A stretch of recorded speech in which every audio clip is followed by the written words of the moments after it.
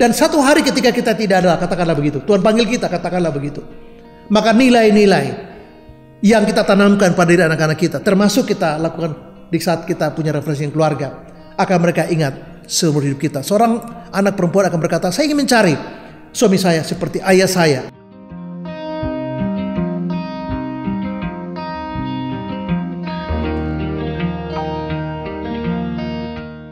Kita bersyukur hari kita bisa bahas satu tema, yaitu tentang refreshing keluarga. Sebelumnya saya ingin membaca dari satu bagian firman Tuhan di Injil Markus pasal 6 ayat 31 dan 32. Firman Tuhan berbunyi, saya bacakan. Lalu ia berkata kepada mereka, marilah ke tempat yang sunyi supaya kita sendirian dan beristirahatlah seketika. Sebab memang begitu banyaknya orang yang datang dan pergi, sehingga makan pun mereka tidak sempat. Maka berangkatlah mereka untuk mengasingkan diri dengan perahu ke tempat yang sunyi.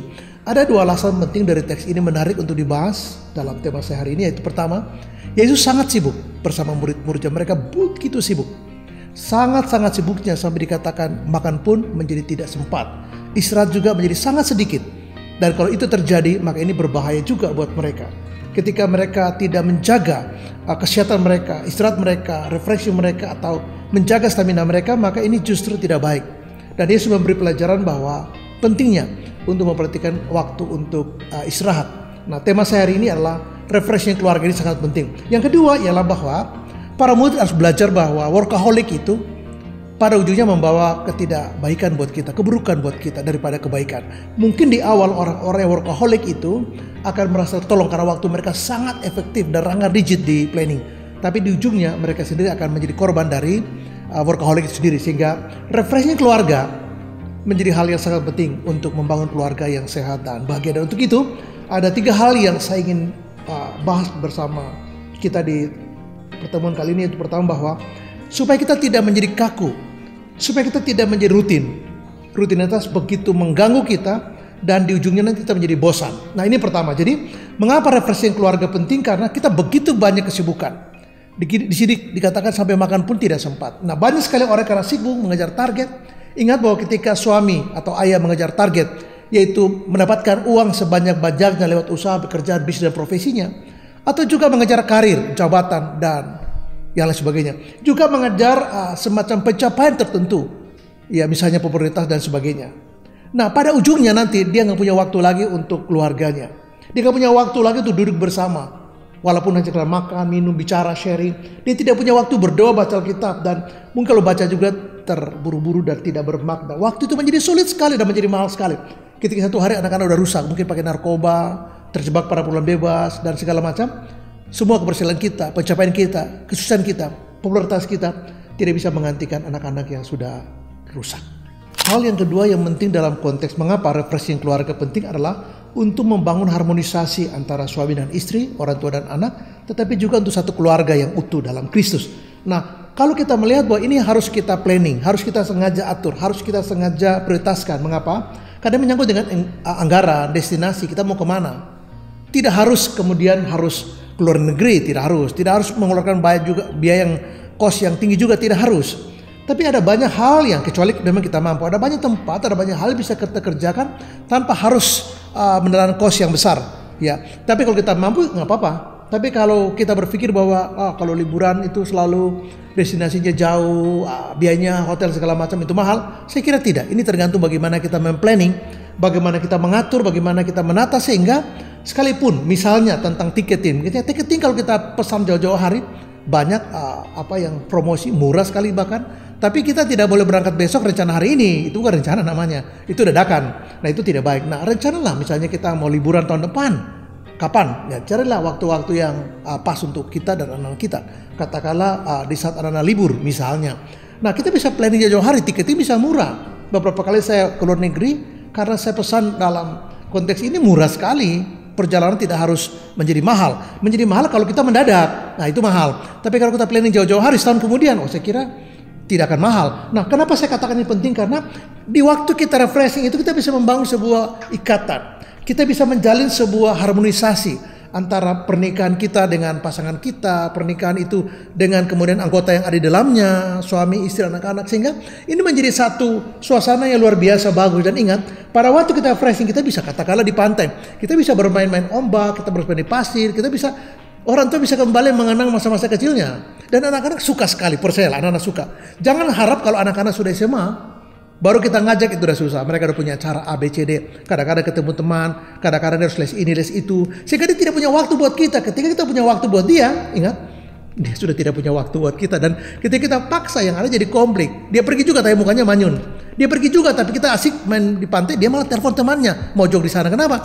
Karena dia tidak terbiasa dan terkesannya dipaksa. Nah, ketika kita membangun hubungan dengan keluarga, katakanlah suami, istri, orang tua, anak, maka yang terjadi adalah sebuah harmonisasi yang indah dalam keluarga. Dan ini apa yang saya maksudkan, bahwa kita bisa share banyak hal. Mungkin di tempat-tempat yang lain, di situasi yang lain kita akan tertutup atau mungkin sibuk, tapi di suasana, katakanlah kita ambil seminggu misalnya, maka kita bisa bicara di sana, kita bisa bermain, pagi-pagi kita bicara di sarapan, dan ini luar biasa menyenangkan. Anak-anak ingat, pada usia 0 sampai 12 tahun, katakanlah begitu, itu waktu yang sangat penting buat kita. Untuk menempatkan mereka sebagai sangat berharga buat kita. Mengatakan kepada mereka bahwa papa sayang sama kamu. Papa care sama kamu. Kita bisa bicara. Kita bisa ngobrol. Kita bisa diskusi. Kita bisa bermain, berlari, main ombak, main air. Kita bisa melakukan banyak hal. Bercerita dan segala macam. Mungkin malam kita keluar tempat penginapan kita. Lalu kita melihat bintang-bintang, rembulan. Lalu kita mulai bercerita. Kita mulai berbicara dengan bebas sekali. Dan ini membuat anak-anak merasa bahwa mereka sangat berharga. Papa dan mamanya betul-betul care dengan mereka. Orang tua mereka peduli, perhatikan dengan mereka. Dan untuk itu tertanam sebuah nilai yang sangat penting dalam hidup mereka, bahwa saya bahagia dalam keluarga ini. Saya bersyukur bisa lahir dengan punya papa dan mama yang anggap kami betul-betul berharga. Kami lah bukan sekedar aset dalam arti ekonomi.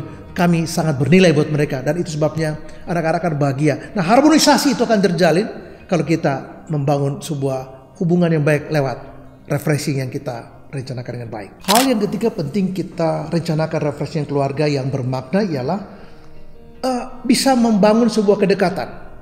Lewat refreshing, hubungan suami istri bisa dibuat menjadi lebih dekat, lebih lengket, lebih erat. Kenapa? Karena kita punya waktu yang cukup panjang untuk kita melakukan apa saja. Nah, kadang-kadang kita begitu sibuk, kita tidak sempat bicara. Kadang-kadang waktu kita bicara juga sambil berkejar-kejaran gitu. Kadang-kadang kita buru-buru sehingga oke, ngerti, padahal nggak ngerti.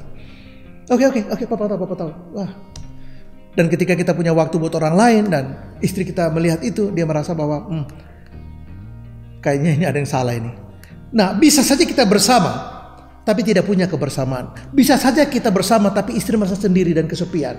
Di tengah-tengah keriuan, di tengah-tengah suasana yang ramai, yang riuh, yang ya seperti itu, istri bisa duduk di pojok dan merasa kesepian, sendiri, dan dia merasa bahwa ini bukan seperti yang kita rencanakan. Barangkali kalau kita justru membangun sebuah hubungan lewat refreshing itu, kita bisa nostalgia, cerita dulu, mungkin kita belum sukses. Dulu kita baru cari pekerjaan, ditolak sana, tolak sini, dan kita punya pengalaman-pengalaman yang menyedihkan, tetapi itu menarik untuk kita kisahkan ulang. Iya ya dulu ya, ingat nggak waktu kita tinggal di situ? Iya ya. Terus waktu rumah bocor ingat nggak? Ingat ya waktu tengah malam kita harus bangun pagi-pagi untuk jam-jam 3 sudah harus tampung air, kalau nggak besok nggak jalan karena kita kebagian malam. Ingat waktu itu waktu mama hamil kita pakai becak, tau nggak? Iya. Jadi itu mengenang sesuatu yang sudah lama, sesuatu cerita lama, tapi itu kalau kita kenang ulang kita pikir iya ya. Saya menjadi begini karena lewat pengalaman itu. Saya menjadi seperti ini karena saya melewati satu jalur yang seperti itu. Coba kalau kita tidak bertahan, coba kalau kita tidak teruji, maka mungkin persoalan sudah tidak seperti ini. Nah, kita bisa punya waktu bicara ketika kita ada waktu untuk, katakanlah kita waktu refreshing, kita bisa bicara, kita bisa bermain, kita bisa mendapatkan apa disebut dengan satisfaction, kepuasan, happiness. Kita bisa mendapatkan yang mana keakraban, soliditas. Kenapa? Karena kita memberi ruang yang cukup bagus, bahkan intimasi secara physically akan lebih nyata, lebih real daripada sekedar kita hanya ya berbicara lalu kemudian melanjutkan kegiatan kita sehari-hari dengan segala kesibukan kita. Nah, bahkan cinta bisa dijalin, kemesraan bisa dijalin. Apalagi kalau kita sudah ya 50-an, kita pikir udah gak usah mesra-mesraan lah. Udahlah, itu kan dulu udah, gak usah romantis-romantisan. Saya ingin mengatakan bahwa itu sama sekali tidak benar. Itu sama sekali keliru. Karena romantisme itu, cinta itu harus dibangun setiap hari dan di sepanjang kehidupan kita suami dan istri. Dan refreshing itu memberi ruang yang besar untuk menjalin itu semua, kedekatan, harmonisasi. Dan apa yang terjadi bahwa kita bisa membangun lagi kedekatan kita, kuatnya sebuah relationship. Dia tidak merasa sendiri dan kesepian sendiri di sana. Dan kita bisa di tengah-tengah kesibukan kita memberi ruang yang cukup untuk istri dan anak-anak kita. Dan cinta, kemesraan, kepuasan hidup, satisfaction bisa dibangun dalam konteks itu. Yesus ingin mengatakan kepada kita dan kepada murid-muridnya bahwa di tengah-tengah kesibukan mereka pun mereka harus memberi ruang untuk mereka istirahat. Mereka perlu refreshing. Dan ini sangat penting, artinya kesibukan kita, target yang kita ingin capai, achievement kita itu tidak boleh kemudian membuat kita tidak punya waktu istirahat, waktu refreshing, waktu untuk diri kita sendiri juga perlu. Karena kalau kita tidak bisa merawat diri kita tidak bisa melayani dengan baik. Kalau kita sakit, kita tidak bisa melayani dengan baik. Karena kita akan tinggal di rumah sakit, kita tidak bisa kemana-mana. Kita bahkan bukan lagi melakukan sesuatu buat pasangan kita, malah pasangan kita tidak bisa apa-apa karena harus terus melayani kita. Dan itu berarti bahwa biaya menjadi lebih besar, kita tidak bisa menaruh perhatian buat anak kita, yang ada terjadi malah kita menjadikan diri kita beban buat seluruh keluarga. Dan ini saya katakan tidak baik. Dan Yesus memberitahu itu kepada kita lewat teks ini, bahwa dia memberi waktu untuk murid-muridnya juga belajar untuk memperhatikan diri mereka, kesehatan mereka, istirahat mereka. Mereka perlu waktu dan mereka pergi ke tempat yang sunyi dan mereka bisa sendirian di sana. Nah, saya bayangkan bahwa mungkin mereka camping di sana, lalu mereka bikin satu acara antara mereka, dari mereka untuk mereka. Untuk apa? Untuk mereka punya istilahnya bisa refresh di sana. Nah, saya ingin bahwa ketika kebermaknaan hidup kita, keberartian hidup kita, keberhargaan hidup kita bisa jabarkan, kita bisa realisasikan lewat konteks refreshing keluarga. Maka apa yang disebut oleh Gary Chapman tentang 5 bahasa cinta, salah satunya adalah memberi waktu, itu tercover situ. Karena orang yang mengasihi pasangannya, dia memberi waktu berharga. Antara lain juga adalah sentuhan touch. Oh, ini banyak sekali touch ini. Dalam refreshing touchnya luar biasa banyaknya. Atau kita memberi sesuatu. Sesuatu apa itu barang, apa kata-kata kita, nostalgia kita, cerita kita, atau harapan-harapan kita, estimasi kita, atau kerinduan, atau mimpi kita bisa sampaikan di sana. Dan itu hanya mungkin terjadi kalau kita memberi ruang. Nah, refreshing keluarga saya katakan sangat penting. Di tengah-tengah kesibukan kita, stres istri kita, anak-anak kita yang merasa boring dengan pelajaran yang menumpuk, target yang banyak, tugas-tugas pendiri yang banyak, istri kita di dapur terus dan menjadi buah tangga sepanjang hidup. Waduh, kita harus mengambil satu komitmen untuk cobalah. Kalau tahun-tahun sebelumnya belum, coba ke depan untuk mulai membuat planning. Punya waktu untuk keluarga. Dan saya ingin katakan bahwa di tengah-tengah refreshing itulah kita akan menerapkan nilai-nilai yang penting dalam hidup pasangan kita. Nilai-nilai yang sangat berharga yang mendasar dalam hidup mereka. Bahwa satu hari kelak legacy kita untuk mereka lah, mereka tahu bahwa ayahnya, suaminya itu betul-betul mencintai mereka. Dia betul-betul memberi touch yang spesial buat orang yang dicintai. Dan satu hari ketika kita tidak ada, katakanlah begitu, Tuhan panggil kita, katakanlah begitu, maka nilai-nilai yang kita tanamkan pada diri anak-anak kita, termasuk kita lakukan di saat kita punya refreshing keluarga, akan mereka ingat seumur hidup kita. Seorang anak perempuan akan berkata, saya ingin mencari suami saya seperti ayah saya. Atau anak laki-laki mengatakan, saya ingin menemukan pasangan saya seperti ibu saya. Kenapa? Karena kedua orang tua itu menaruh respect, menaruh perhatian, dan mengatakan bahwa anak itu bukan aset saja, tapi nilai kehidupan anak itu sangat mulia di depan Tuhan. Dan karena itu mereka memberi ruang. Dan refreshing keluarga menjadi salah satu opsi yang menarik buat kita. Rencanakanlah dengan baik dan lakukan itu dengan baik. Dan apa yang terjadi bahwa saya berharap supaya nama Tuhan dimasyhurkan di sana, karena anak-anak dan pasangan kita merasa bahwa hidup mereka berharga di hadapan suami dan ayahnya. Tuhan Yesus memberkati kita semua dan shalom, amin.